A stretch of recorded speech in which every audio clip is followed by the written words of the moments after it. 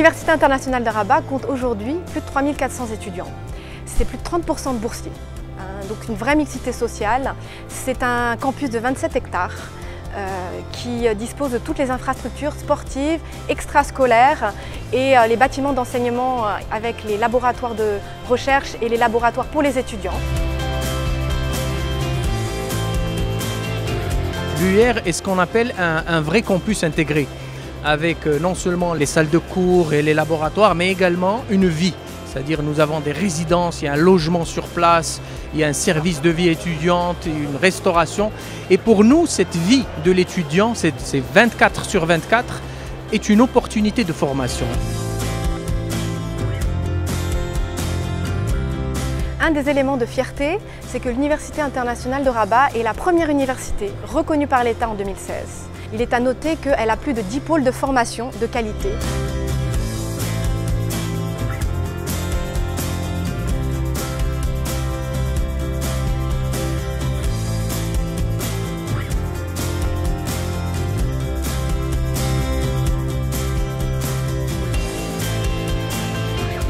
L'Université internationale qui a été initiée en 2005 avec un objectif, c'est d'offrir à des jeunes issus du milieu modeste de la rive sud donc une formation d'excellence et en leur donnant aussi le double diplôme, c'est-à-dire un diplôme d'un pays occidental, notamment au démarrage, c'était avec les universités françaises. Ensuite, l'autre motivation, c'était l'ascenseur social. Et pour nous, l'ascenseur social s'est traduit par d'offrir à des jeunes issus du milieu modeste à suivre donc, les formations de l'Université internationale de Rabat, qui sont des formations payantes. Mais aujourd'hui, sur les 3400 étudiants qu'on a, on a 1300 étudiants qui sont boursiers. Nous avons également une très grande palette de conventions internationales de mobilité étudiante avec un très grand nombre d'universités dans le monde entier. Aujourd'hui, nous en sommes à peu près 107 partenaires internationaux et plus de 25 pays avec lesquels nous avons signé des accords de partenariat de mobilité donc étudiante.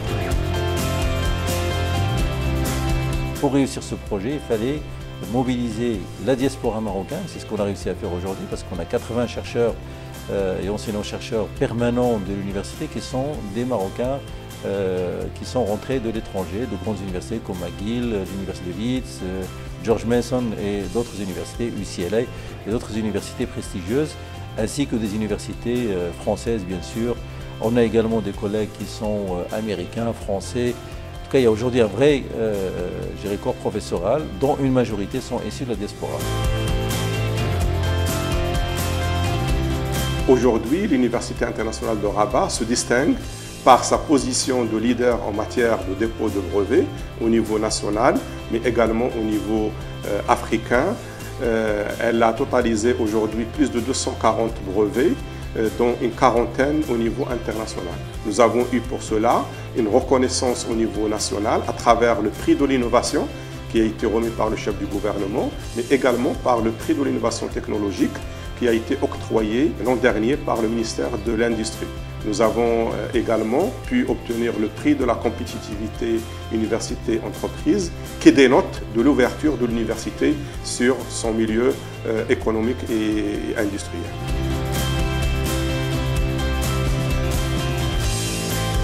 Donc ça, c'était les ambitions de l'université qui aujourd'hui se sont concrétisées par des résultats tangibles, à la fois en termes de formation, parce qu'on a un taux d'insertion de 85% de nos jeunes sont insérés au bout de 6 mois dans le milieu professionnel, donc ils trouvent un emploi.